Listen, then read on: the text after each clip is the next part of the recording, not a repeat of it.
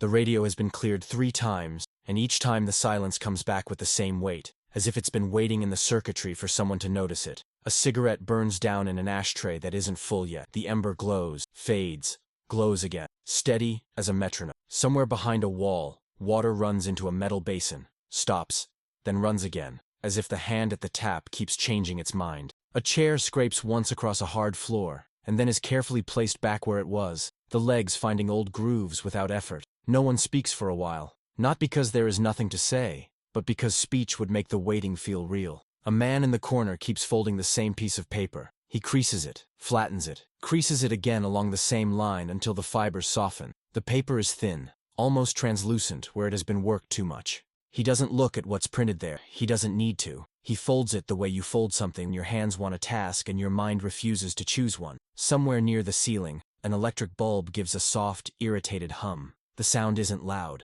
It's constant. If you listen long enough, it starts to feel like a warning you can't translate. A boot heel taps twice, an unconscious rhythm, then stops abruptly, as if the person remembered they were being watched. Cloth shifts.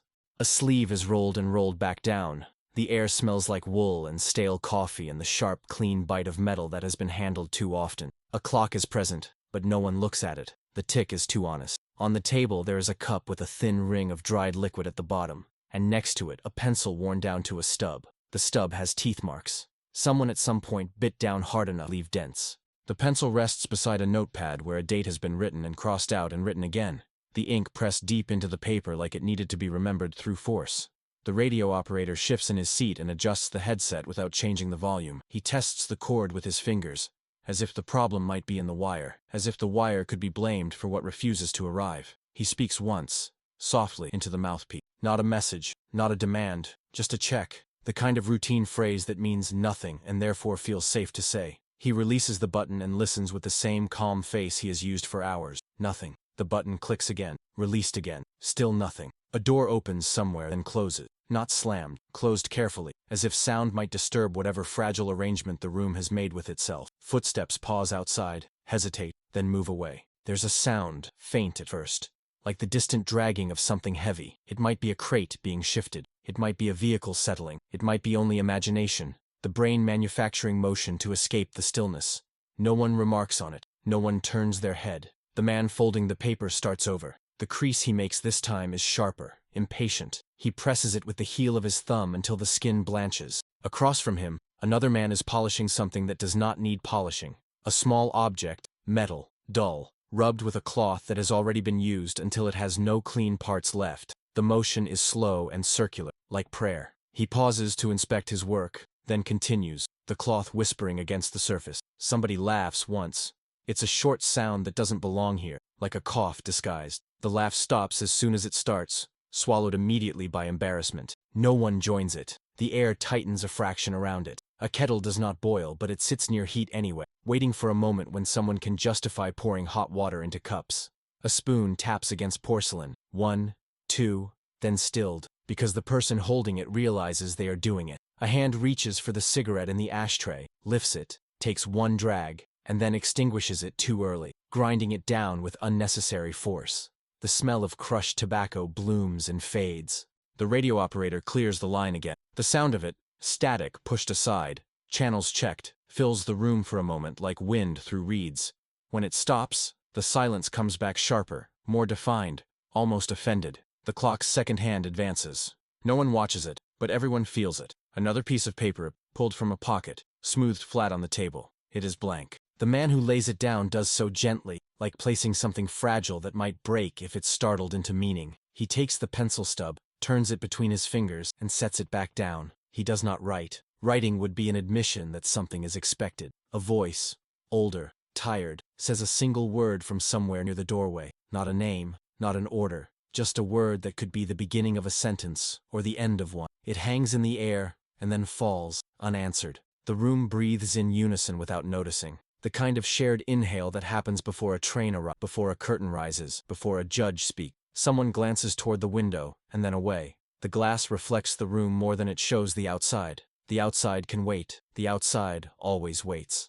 The radio operator's finger hovers over the button again. He does not press it yet. He listens first, as if the air itself might offer something if treated with patience. There is only the hum of the bulb, the tick of the clock, the soft friction of cloth on metal, the delicate tearing sound of paper being folded too many times, and then, so faint it could be nothing, a change in the radio's breath, a shift in the static like a throat about to form a word. No one moves, no one speaks. Time does not speed up, it simply becomes thinner. Whatever is supposed to arrive is already late, and there isn't much left to spend. A name is spoken in the corridor outside, not shouted, just carried along like a note passed hand to hand. It reaches the room softened by distance, as if even the walls are trying to dull it. The men inside do not react immediately. They wait for the sound to repeat, for confirmation, for the second footstep that proves the first wasn't imagined. A cupboard door opens. Tin cups clink together, the same dull music as always. Someone pours coffee that has been standing too long over heat. It comes out thick and dark, a slow stream that smells scorched before it smells comforting. The cup is handed across the table without ceremony, and the man who receives it holds it with both hands, letting the warmth soak into his palms as if heat alone could convince the body that everything is still normal. The radio operator finally presses the button. He doesn't speak at first. He just holds it down, listening to his own breathing transmitted into the line, a faint ghost of himself. Then he releases it, and the small click is louder than it should be. Across the room, someone adjusts his collar. Someone else checks the strap of a bag as if preparing to leave, then remembers he is not leaving, not yet.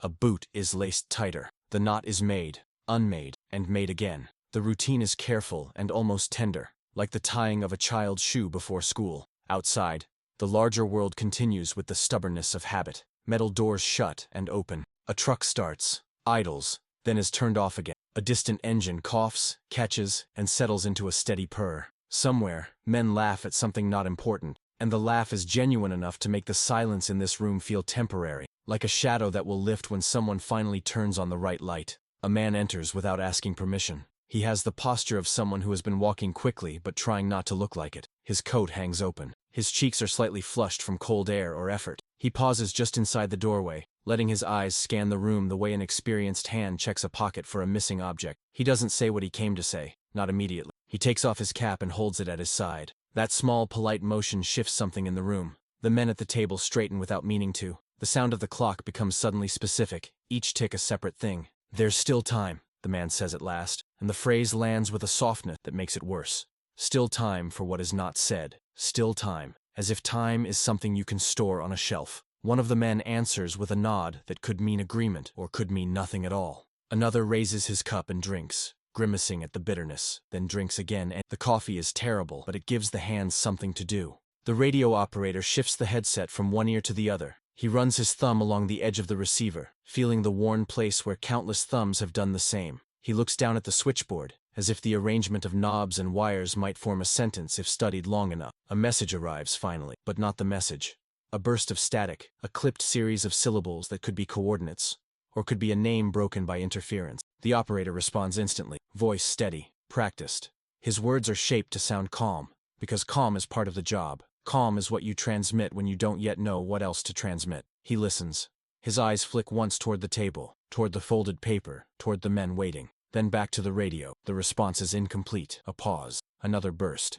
A single word comes through clearly, oddly clear, as if the line chose just that one thing to deliver without distortion. The operator doesn't repeat it aloud. He swallows it, holds it behind his teeth. In the next room, a typewriter begins to clatter. The sound is rhythmic and bright, like rain hitting a roof. It's the sound of administration, of forms, of orders becoming real by being struck into paper. It is the most ordinary sound in the world, and in this moment, it feels like the sharpening of a blade. A man at the table reaches for the folded sheet he's been worrying. He unfolds it carefully, as if the paper might tear from being opened too often. For the first time, he looks at what's printed there. His eyes travel across it slowly. He turns the page over, even though there is nothing on the back. He turns it back again, as if the words might have changed while he waited. Another man checks his watch openly now. He does not hide the motion. He taps the glass once with his finger, a gesture that is almost accusatory. Time does not respond. In the corridor, boots pass, more than before. The traffic increases, subtle but steady.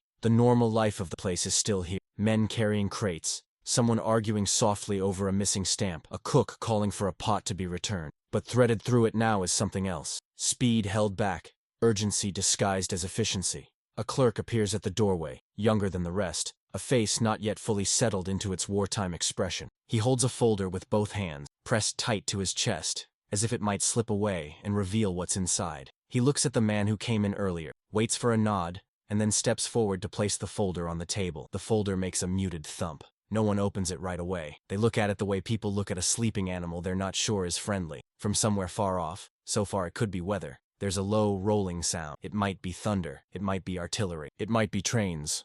The men do not move toward the windows. They do not comment on it. They let it exist at the edge of hearing, the way you let an ache exist at the edge of the body when you don't want to acknowledge it. The radio gives another brief hiss. The operator leans in, listening closer, as if proximity could improve the signal. Then the line goes quiet again. The room returns to routine, but the routine is different. Each action is a little sharper. Each pause has a shape. A pen is uncapped and then capped again without writing. A cup is lifted and set down without drinking. A hand smooths the tablecloth once, twice, pressing out wrinkles that will return. The man who arrived earlier clears his throat, as if preparing to speak, then stops.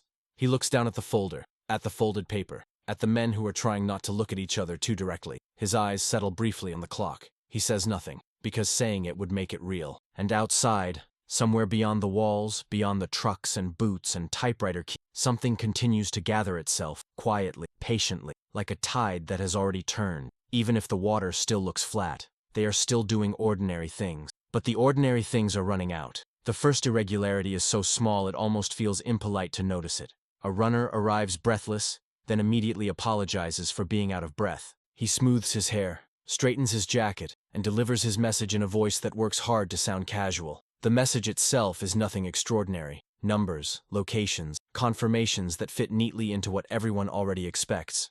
He leaves as quickly as he came, relieved to have discharged his duty without causing a disturbance. No one remarks on the fact that he ran. The folder on the table is finally opened. Papers are slid out, stacked, aligned with the edge of the wood. The men lean in slightly, not with urgency, but with the same posture they've used 1,000 times before. Fingers trace lines of text. A pen circles something once, then stops. The paper is passed to the next pair of hands. "This matches," someone says. Not loudly, not confidently, just enough to reassure himself. Another nod follows. Agreement is easy when nothing has yet contradicted it. The radio operator writes something down, slowly, deliberately. He pauses between words, listening as much as writing. When he finishes, he reads it back under his breath, frowns almost imperceptibly, then draws a thin line beneath it. He does not erase anything. Erasing would imply error. A lamp flickers once and steadies. The flicker is blamed on the wiring without discussion. Everything here has old wiring. Everything here flickers sometimes. A man near the window notices movement outside that doesn't follow the usual pattern. A vehicle idles where it normally wouldn't. Two figures stand too close together, speaking too intently. He watches for a few seconds, then turns away. Observations require interpretation, and interpretation requires responsibility. Better to let someone else notice. Inside, the typewriter stops. The silence it leaves behind is abrupt, like a door closing. A moment later it starts again, faster this time, keys striking with more force. Whoever is typing has decided something needs to be finished. A clerk returns, this time with an envelope instead of a folder. He places it beside the others and waits.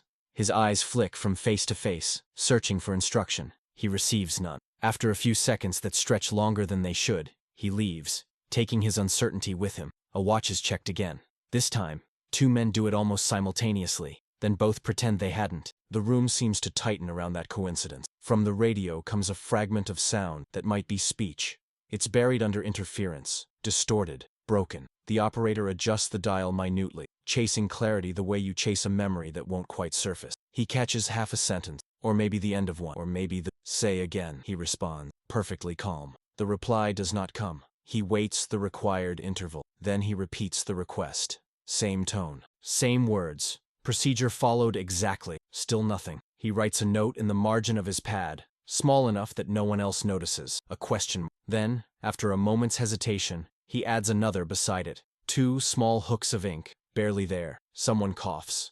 The cough lingers too long, becomes something else, then resolves back into nothing. An apology is murmured. It's waved away. A map is unfolded. Its creases are deep and familiar, places where it has been folded and unfolded along the same lines for months. A finger traces a route without pressure, stops, retraces it again, as if checking whether the path still exists. No one mentions the smudge near the edge where a mark has been partially rubbed away. It's probably nothing, someone says gently, like a favor offered to. No one disagrees. Outside, the low, rolling sound returns, closer this time, or maybe simply easier to hear now that attention has sharpened. The windows do not rattle, nothing shakes.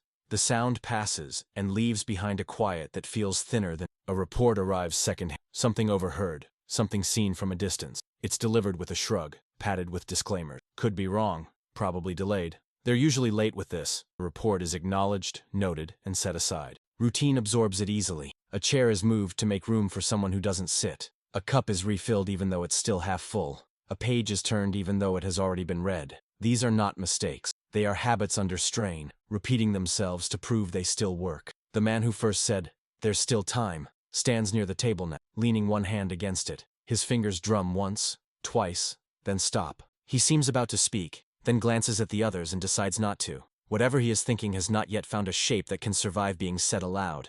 The radio operator hears something again, this time clearer. A voice, strained but controlled. A word that doesn't belong to routine. He stiffens almost imperceptibly, then forces his shoulders to relax. He answers. He listens. He nods once, to no one. When he removes the headset briefly, just to adjust the band, the room seems to lean toward him. "It's fine," he says, before anyone asks. The phrase is delivered smoothly, professionally, with just enough confidence to discourage further questions. The headset goes back on. The map is folded again, not carefully this time, but quickly. Edges misaligned. No one corrects it. Another watch check. This one is not hidden. In the corner, the folded paper, creased and recreased, tears slightly along one of its lines. The sound is soft, but it lands hard. The man holding it freezes, then slowly smooths the tear flat with his thumb, as if it can be No one comments, because nothing has happened yet, because the room is still standing, because the reports are incomplete, because the radio has not said the wrong thing, only failed to say the right one.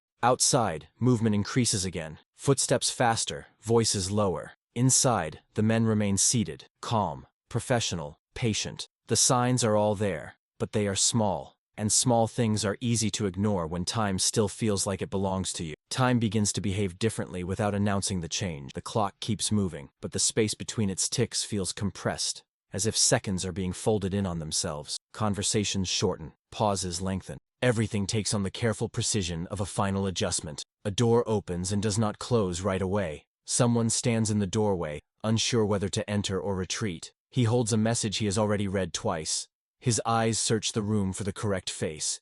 He finds none that give him permission.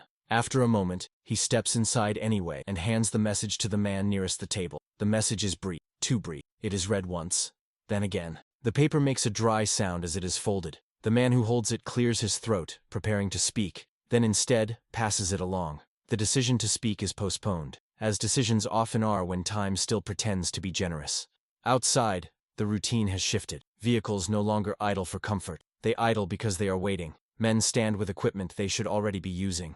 A line forms where there has never been a line before, orderly but tense, like people queuing for something they are not sure they want. Inside, the radio comes alive, not with clarity, but with urgency disguised as professionalism. Short transmissions arrive in uneven bursts. Each one sounds like it has been interrupted mid-thought. The operator responds with equal brevity, following protocol so precisely that it almost feels like resistance. A phrase repeats across different voices. Not the same words exactly, but the same tone, the same careful restraint, the same avoidance of implication. It is the sound of people trying to describe a shape without naming it. A man at the table stands, finally. The scrape of his chair is louder than he intends. He straightens his jacket, aligns the papers once more, then places his hands flat on the wood. The gesture suggests authority. It also suggests hesitation. "We should wait," he says. The sentence lands with relief. Waiting is familiar. Waiting requires no action, only endurance. No one challenges. Another man reaches for the map again. He unfolds it halfway, then stops, leaving it suspended between open and closed. His finger hovers over a point he has traced many times before. He does not touch it. He withdraws his hand instead, as if contact might activate something. A watch alarm goes off unexpectedly. Soft, restrained, almost polite. Its owner silences it immediately, embarrassed. He offers an explanation no one asked for. The explanation is accepted without comment. The radio operator tilts his head, listening hard. His fingers tighten around the edge of the console. For a moment, he looks as if he might stand, might move closer to someone, might say something that breaks the room's fragile agreement with delay. Instead, he adjusts the dial again. From the corridor comes a brief argument. Two voices, low, controlled. It ends quickly. One voice concedes. Footsteps retreat. The unresolved tension remains behind like a smell. A messenger arrives with an update that contradicts the last one, but only slightly. The discrepancy is noted, discussed quietly, and attributed to confusion, to distance, to timing. The explanation is reasonable. Reasonable explanations are dangerous in moments like this. Someone pours the last of the coffee and grimaces at the grounds that slip into the cup. He drinks it anyway. Outside, the low rolling sound returns, closer now, unmistakable enough that several men pause mid-action. One of them half smiles, as if to say, "There it is, finally," then catches himself and looks away. Inside, the man who arrived earlier, coat still open, cap still in hand, steps forward. He lowers his voice, speaks directly to the one who said they should wait. The words are not audible from where the others sit, but the posture is unmistakable. This is a moment when something could be redirected, delayed, clarified. The man being addressed listens. He nods once. He does not change his position. The speaker steps back. The opportunity folds in on itself, invisible to anyone who wasn't watching closely. The radio goes quiet again. Not the comfortable quiet from before, but a taut one, like a held breath that has gone on too long. The operator does not clear the line this time. He waits, as if afraid that speaking might break whatever fragile connection remains. The clock advances. A pen rolls off the table and hits the floor. No one moves to pick it up right away. When someone finally does, the gesture feels symbolic, though no one says so. Another message arrives.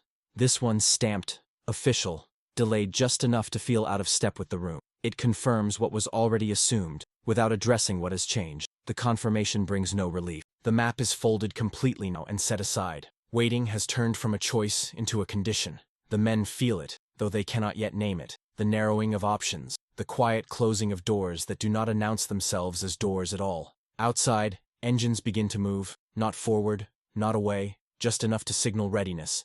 Inside, chairs are pushed back slightly, as if preparation alone might count as action. Someone inhales sharply, as if about to speak. The moment passes. There is still time, but not much, and no one is certain what it would take to use it. It does not announce itself when it happens.